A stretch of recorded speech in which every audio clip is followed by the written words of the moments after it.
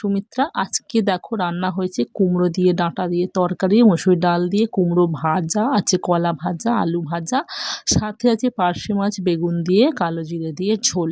রান্নাগুলো সবই সুন্দর হয়েছে, খেতেও খুব ভালো হয়েছে। কোনো মশলাপাতি না, আমি যা খাই তাই তোমাদের সাথে শেয়ার করি। এক্সট্রা করে কোনো কিছু ভিডিও করার জন্য নিয়ে করি না যে ভালো রকমের মশলাপাতি দিয়ে রিচভাবে মাছের ঝালটা বানাবো, কারণ কিছু করি না। তার কারণ আমার শরীরটা নিতে পারছে না, আমার রিচ খাওয়া বারণ আছে, ডাক্তারখানা থেকেই বলে দিয়েছে হালকা পাতলা খেতে, তাই সিদ্ধ খেতে বলেছে, তাই সিদ্ধ খেতে পারি না, কেমন লাগে।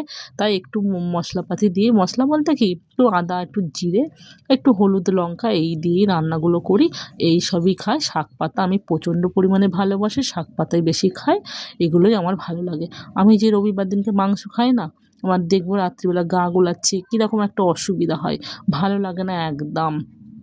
এরকম খেলে আমার কোনো অসুবিধা হয় না, নর্মাল খাওয়া দাওয়া, আমি তাই নর্মাল খাওয়া দাওয়াই করি। আমাদের যতটুকু সামর্থ্য ততটুকুই রান্না করি, ততটুকুই আমরা তৃপ্তি করে ভাত খাই, আমরা ভালো থাকি। আর এই হালকা পাতলা খেয়ে আমাদের শরীরও ভালো থাকে, সব ঠিকঠাক থাকে, কোনো অসুবিধা হয় না। আর বেগুন দিয়ে পার্শে মাছের ঝোলটা যে করেছিল না, দারুণ খেতে লাগলো জানো তো। কালো জিরে দিয়ে ফোড়ন দিয়েছিল, বেশ ভালোই লাগলো খেতে।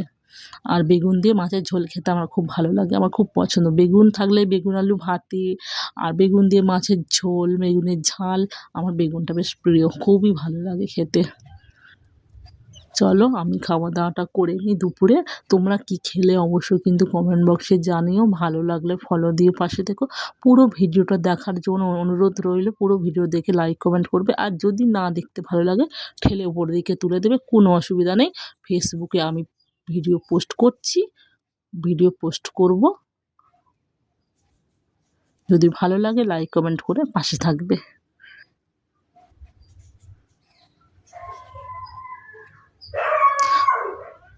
যদি মনে করি মানে অনেক রিচ রান্না করব, কিন্তু করে কি হবে বলো তো, বাচ্চা আছে আমার বা ঘরে, তারও খারাপ শরীরের পক্ষে এরকম বাচ্চা মানুষকে রিচ খাওয়ানো, আর আমার নিজের শরীরেও খারাপ হতে পারে। তাই যতটুকু খাই ততটুকুই তোমাদের সাথে শেয়ার করি, এক্সট্রা করে কিছু করি না, আর শেয়ার করা হয়ও না। আর মাছটা পার্শে মাছে কাঁটা খুব কম, দেখলাম ভালোই লাগলো খেতে। আর আমার একটু গলায় কাঁটা বিঁধে যাওয়া একটু আছে, যাই হোক,